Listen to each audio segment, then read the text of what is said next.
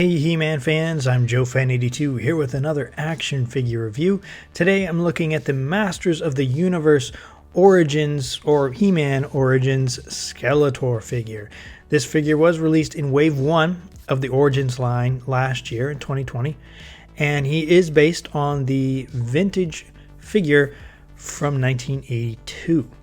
The Origins line of figures is an updated version of the classic MOTU figures with keeping with their classic designs. So Skeletor here retains his dark blue hood and armor and his light blue skin, and he's got a little black shorts there underneath. But he's got a yellow and green face, bone, I shouldn't say face, but it's bone with red eyes and a very interesting expression. I wasn't really a fan of how they sculpted the mouth on this figure at first, but it's kind of grown on me and it's not too bad. I think it's all right. And the armor looks a lot like it did in the vintage line. It would complete with these straps on the back. That's how it connects, the top and on the bottom for the waist piece.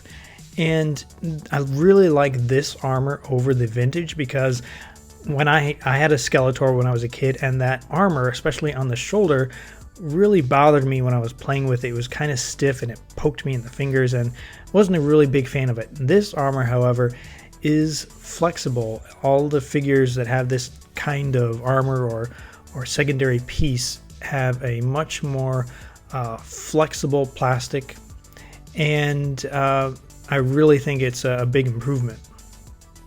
And really nice articulation you can see there on the head, which is a big improvement over the previous iterations, and I really think they did a good job. We'll take a look at the more articulation in a second, but you see here how flexible this armor is. It's not going to poke you or stick out like the vintage ones did at all, so I really like that. As I said, the articulation on these figures is a huge leap forward compared to the vintage figures. You can see on the head all the way around and up and down on a ball joint. The shoulders come up about that far, and you can do a full rotation, 360 rotation, and an elbow joint there, which up and down, and then you can also do a 360 with that, and 360 with the wrist, and a nice back and forth at the palm. So kind of similar to G.I. Joe articulation, actually. And he's got another joint there at the waist, no chest cut, but a nice waist joint here, can spin all the way around. His legs come up about that far. The knees actually bend on these figures. The joint is pretty well hidden.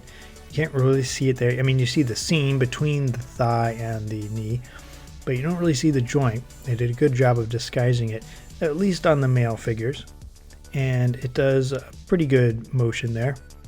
And there's another, and it can do a full 360 actually on the knee. And there's another cut there at the top of the boot, so that can do a full 360 as well, and another 360 at the foot, rocker ankles on that, and then a nice up and down joint as well. He comes with the classic accessory, the Havoc staff, molded in a dark purple. I don't know, is it purple or dark blue? I think it's purple. Some might think it's blue, but really nice accessory, very well done, nice detail on this sculpt. Even to me, the vintage one had great detail. I could notice as a kid, but this piece is really nice, as well as a power sword, purple power sword, and it is half of a sword.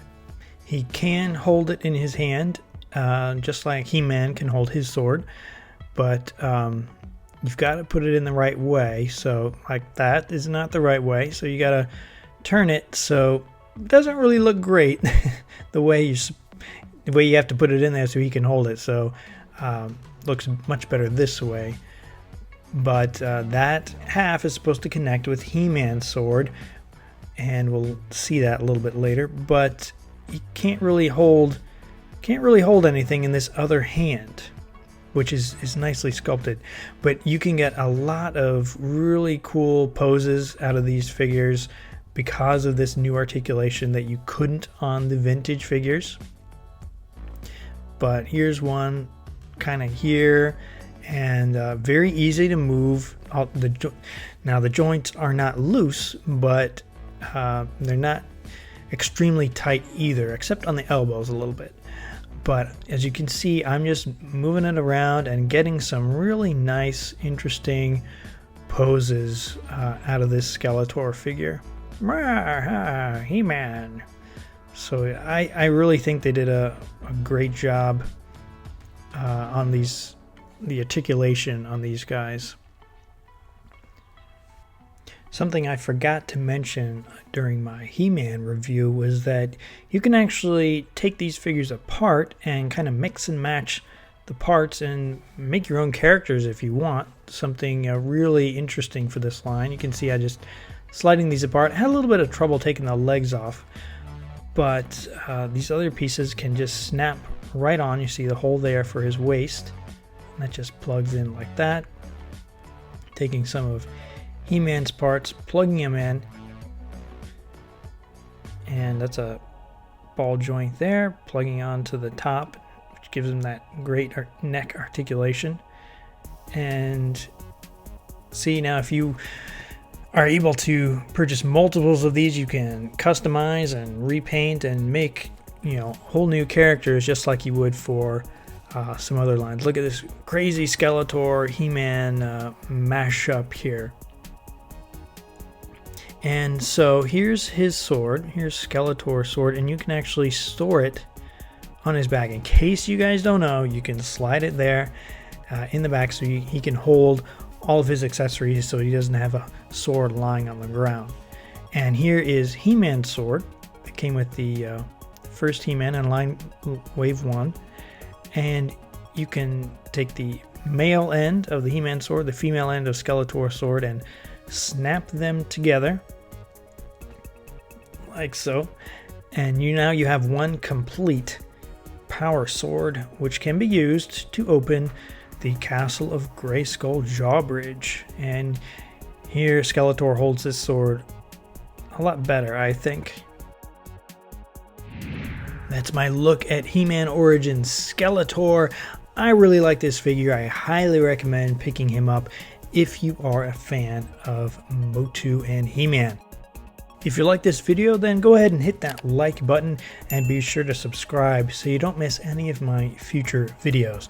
Thanks for watching, and I'll see you next time.